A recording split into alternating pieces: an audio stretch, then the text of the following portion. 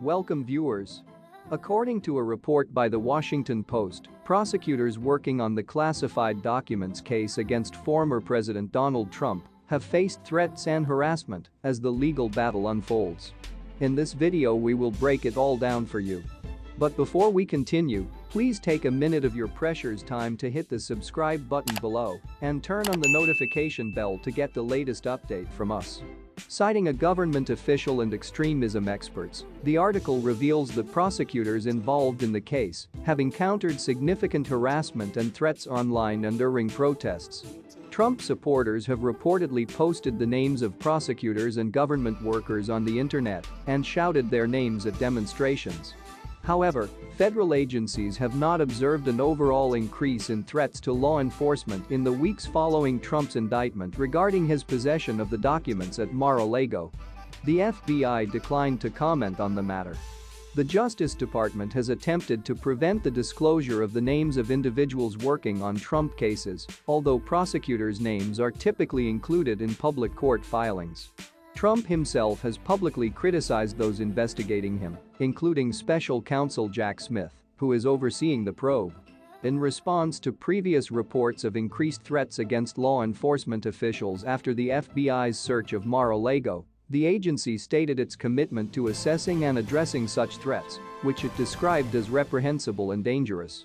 Sources familiar with the situation mentioned that top DOJ officials like Attorney General Merrick Garland, FBI Director Christopher Wray, and Smith have had security teams for some time, and additional security measures are being provided to other individuals as needed.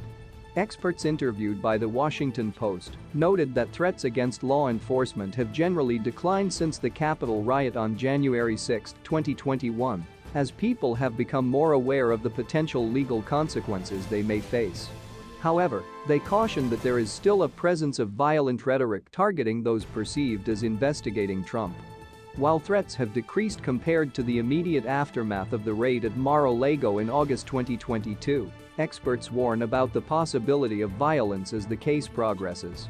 Following up on reporting that failed Republican gubernatorial candidate Kari Lake's prospects of becoming Donald Trump's 2024 running mate are collapsing, the Daily Beast's Zach Petrizzo is reporting that Lake is also causing the former president grief with his wife Melania.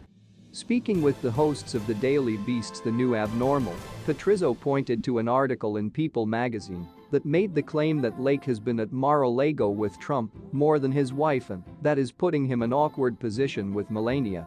The Department of Justice DOJ has been investigating Trump over his possible involvement in the alleged attempt to overturn the results of the 2020 presidential election, which he has repeatedly claimed without substantial evidence was stolen from him due to widespread voter fraud.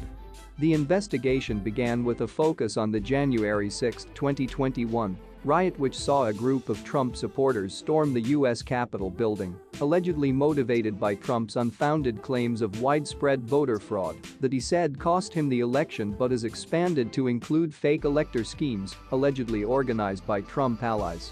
The former president has maintained his innocence in the case, accusing prosecutors of investigating him for political purposes. I think that, if all of this was happening out of time, it seems to me that he is very much marching toward charges, she said, adding that the case is much more complicated than the DOJ's Mar-a-Lago classified documents case because it is more discreet and charges related to taking national security information are brought more frequently than election interference charges.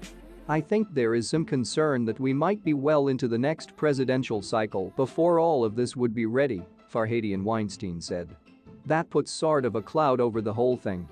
Meanwhile, former U.S. Attorney Gene Rossi told Newsweek in an interview on Saturday afternoon that if the DOJ has evidence to persuade a jury that Trump or others committed crimes surrounding January 6, they should file those charges before 2024 rolls around. Please, what is your take on this? And remember to subscribe as well. Thanks for watching.